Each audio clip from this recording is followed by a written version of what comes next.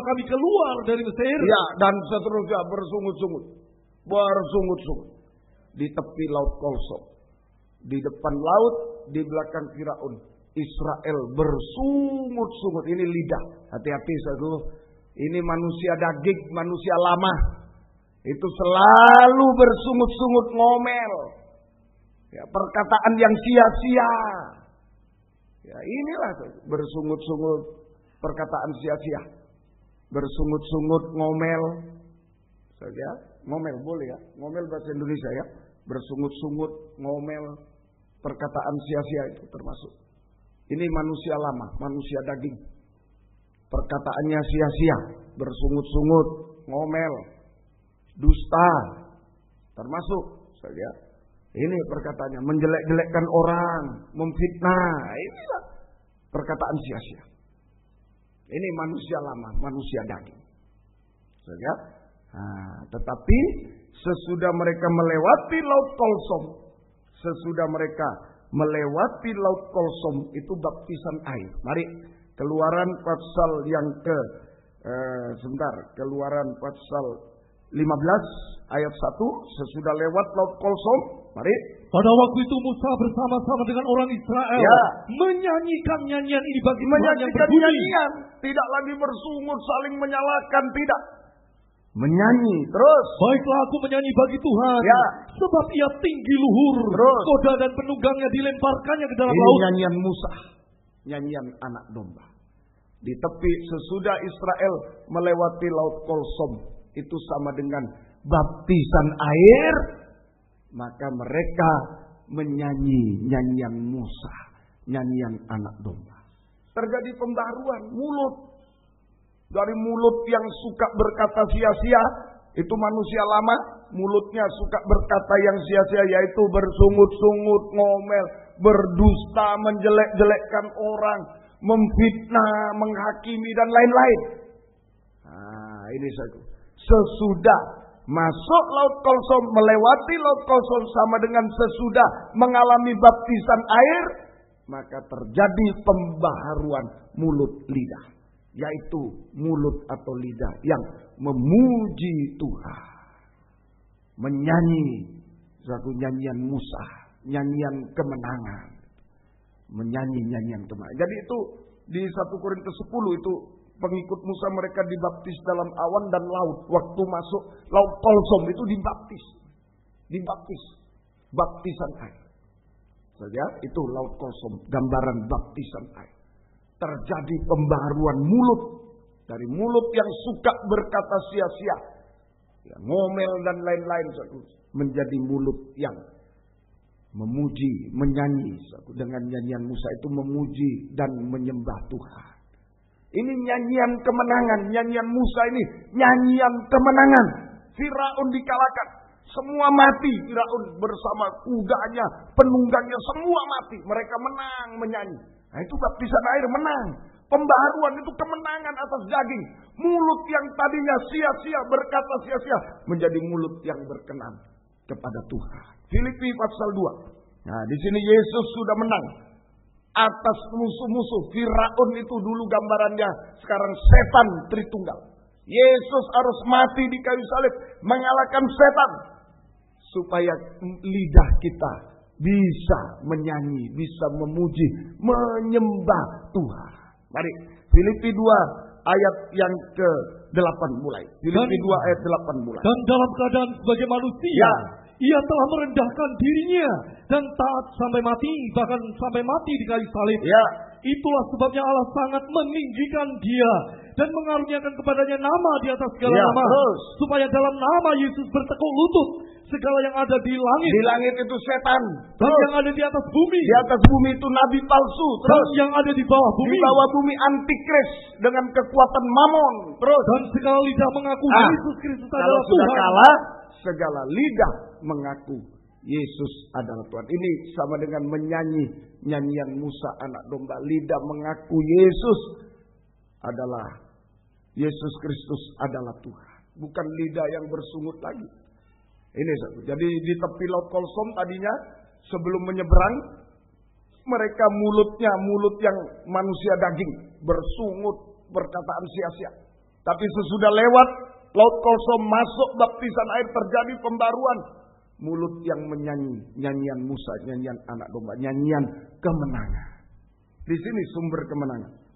Yesus sudah taat sampai mati di kayu salib, sehingga dia menerima kuasa untuk mengalahkan setan Tritunggal. Setan dengan roh najis, antikris dengan kekuatan keuangan, mamon, ekonomi. Ini yang mau menghancurkan anak Tuhan. Roh najis, mamon, keuangan, mau hancurkan ekonomi, mau menghancurkan anak Tuhan. Dan nabi palsu dengan roh dusta, ajaran palsu, dikalahkan semua. Sehingga lidah bisa menyembah Yesus Tuhan. Menyanyi nyanyian Musa, nyanyian anak domba, sama dengan menyembah Yesus Tuhan. Di Wahyu 19 sama dengan menyembah dengan haleluya. Haleluya. Mari Wahyu 19 ayat yang ke-6. Lalu aku mendengar seperti suara himpunan besar orang banyak. Suara himpunan besar orang banyak. Seperti desau air bah dan seperti deru-guru yang hebat katanya. Haleluya. Haleluya. Karena Tuhan Allah kita yang Maha Kuasa telah menjadi Raja. Karena Tuhan kita telah menjadi Raja. Haleluya. Itu menyembah Yesus sebagai Raja. Haleluya. Saja, ayo mulai sekarang. Kalau sudah masuk baptisan air, yang belum dengarkan firman, berdoa supaya bulan depan Tuhan gerakkan bisa masuk. Yang sudah, ayo hasilnya bagaimana? Syaratnya bagaimana dulu pelaksanaan? Hasilnya bagaimana? Nah, hasilnya pembaharuan hati. Hati nurani yang tidak taat, yang tidak baik menjadi baik. Hati nurani yang cenderung jahat, terutama merusak nikah. Ayo jadi hati nurani yang baik, setia, tulus dalam ibadah, taat dalam segala hal. Mulai dari nikah, taat sama Tuhan. Sampai bisa menyerahkan hidup sama Tuhan. Sampai bisa berkorban apa saja bagi Tuhan dengan sukarela. Dan Tuhan limpahkan kasih karunia untuk memelihara kita, untuk memberikan pakaian mempelai, pakaian putih yang dulu dikenakan oleh Adam Hawa. Karena berbuat dosa telanjang, karena hatinya tidak baik. Hawa tidak taat, telanjang. Sekarang kita kembali hati yang taat. Tuhan beri pakaian lagi kepada kita. Semoga kita bisa mengerti. Yang kedua, pembaruan mulut. Dulu manusia ini diciptakan satu bahasa. Satu bahasa. Ya? Tetapi karena menara Babel itu, bahasanya macam-macam. Sekarang ada bahasa Jawa, bahasa ini semua tersebar, terserah. Nanti dikembalikan satu bahasa. Lewat pembaharuan mulut.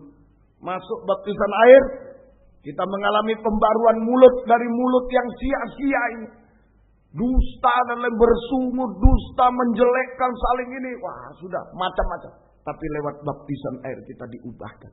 Mulut saudaraku untuk menyanyi nyanyian Musa, nyanyian anak domba Allah, nyanyian kemenangan.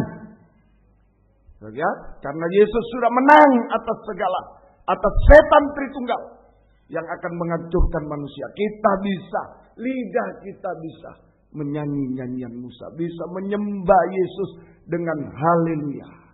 Segala lidah mengaku menyembah Yesus sebagai Raja, yaitu dengan haleluya. Nanti satu bahasa, haleluya. Satu bahasa, haleluya. Saat Yesus datang kedua kali tadi dari 4 penjuru bumi, semua anak Tuhan dari 4 penjuru bumi yang bahasanya beda-beda. Belum bangsanya beda, bahasanya beda, suku bangsanya beda, bahasanya beda. Wah, berapa macam bahasa. Tapi nanti saat Yesus datang kedua kali, satu bahasa di awan-awan. Haleluya. Untuk menyambut kedatangan Yesus kedua kali. Ini lidah yang benar. Lewat baptisan. Bukan cuma sampai di awan-awan. Setelah itu kita masuk kerajaan 1000 tahun damai, Firdaus seperti Adam Hawa. Sesudah itu masuk kerajaan surga. Di surga nyanyi nyanyian Musa. Mari Wahyu 15. Wahyu 15. Dulu Musa di tepi laut Kolsom nyanyi. Nanti lebih dahsyat dari itu, kita di tepi laut kaca di surga. Kita juga menyanyi nyanyian Musa. Mari, mulut ini harus dijaga. Mulut harus dibarui. Ini buah. Hati-hati mulut ini. Sudah? Wahyu 15 ayat 1 mulai. Mari. Dan aku melihat suatu tanda lain di langit. besar dan ajaib. Ya, terus. 7 malaikat dengan 7 malapetaka terakhir. Ya. Karena dengan itu berakhirlah murka Allah. Dan aku melihat sesuatu bagaikan lautan kaca bercampur api. Dulu laut Kolsom, baptisan air. Nanti di surga, baptisan air itu dalam bentuk lautan kaca bercampur api. Terus. Dan di tepi lautan kaca itu berdiri orang-orang yang telah mengalahkan binatang itu. Mengalahkan binatang seperti Yesus mengalahkan 3 binatang. Binatang di udara, binatang buas, itu setan dengan roh najis. Binatang di bumi, nabi palsu dengan roh dusta, ajaran palsu. Binatang yang keluar dari laut, antikris dengan kekuatan ekonomi, keuangan. Ini penghancur dunia. Sudah dikalahkan oleh Yesus. Kalau kita juga kalahkan bersama Yesus, kalahkan dia, lidah kita bisa menyanyi. Ayo teruskan. Dan patungnya dan bilangan namanya. Terus. Pada mereka ada kecapi Allah. Ayat 3. Dan mereka menyanyikan nyanyian Musa, hamba Allah. Dan nyanyian anak domba bunyinya. Besar dan ajaib segala pekerjaanmu ya Tuhan Allah yang Maha Kuasa. Adil dan benar segala jalanmu ya Raja segala bangsa. Dan seterusnya. Dulu Israel menyanyi di tepi laut Kolsom dengan nyanyian Musa, nyanyian anak domba yang setara dengan haleluya, kata haleluya. Nanti lebih dahsyat dari itu. Di tepi lautan kaca di surga, di tahta surga, kita semua akan menyanyi nyanyian Musa yang setara dengan kata haleluya. Kita akan menyanyi, menyembah dengan haleluya. Siang dan malam sampai selama-lamanya. Siang malam sampai selama-lamanya. Ya, sungguh-sungguh kita. Hari-hari ini sungguh. Pembaruan hati, baptisan air. Ayo yang belum baptisan berdoa supaya Tuhan gerakkan. Saya tidak akan menggerakkan. Kamu baptis kamu. Tidak. Biar firman Tuhan yang menggerak. Yang sudah baptisan diperiksa apa ada buah. Pembaharuan hati dulu. Hati yang tidak taat itu, yang jahat, merusak nikah itu. Kalau sudah nikah saja dirusak, apalagi yang lain. Coba saja, saudara berpikir, nikah itu kan suami istri, anak, rusak. Bagaimana dengan orang lain? Dia pasti merusak. Pasti merusak. Istrinya sendiri, anaknya sendiri rusak. Bagaimana orang lain? Rusak. Biarlah diubahkan menjadi hati nurani yang baik. Taat dalam nikah terutama. Setia dalam beribadah. Bisa mempersembahkan segala sesuatu untuk Tuhan. Dipakai. Dan Tuhan berikan pakaian lagi. Telanjang, rusak. Nikah itu telanjang. Betul. Tuhan beri pakaian. Yang kedua, pembaruan mulut yang rusak juga ini. Satu, biarlah menjadi mulut yang menyembah. Menyanyi dan menyembah. Memuji, menyembah. Nyanyian anak domba dan kata haleluya, haleluya, menyembah. Mulai sekarang sampai Tuhan datang nanti di awan-awan saat Yesus datang, sampai nanti di surga siang malam di tepi lautan kaca. Ayo yang biasa ngomel di dalam rumah tangga, wah menjelekkan suami, menjelekkan istri, ini wah dusta. Ayo robah nyanyian Musa, haleluya, menyembah Tuhan. Sampai nanti di tahta kerajaan surga. Oh, saya kira waktu itu di Laut Kolsom, saya kira gegap gempita. Bagaimana orang Israel bisa, tadinya mereka, mati sudah, hancur. Tapi bisa melewati laut. Betul-betul bersorak-sorai. Bersorak-sorai. Saya pernah sudah cerita mungkin, saya agak nakal, nggak boleh dicontoh anak saya. Sering lari dari sekolah dulu dekat Pasir Putih itu, lari mancing di situ. Satu waktu saya mancing di tengah sekali, kemudian ada piu, apa? Teman saya bilang ini penyu. Loh kenapa kalau penyu raksasa? Nabrak kapal, takut saya. Nggak pernah ke gereja, sebut Yesus.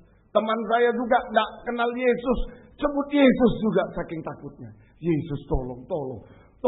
Sudah itu ada nelayan, apa itu? Bukan lumba-lumba loh. Sudah lumba-lumba, malah kan penolong lumba-lumba itu. Waduh senang, langsung tepuk tangan di kapal. Senang. Saya bisa bayangkan bagaimana Israel.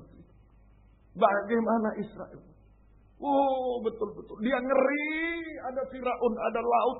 Begitu lolos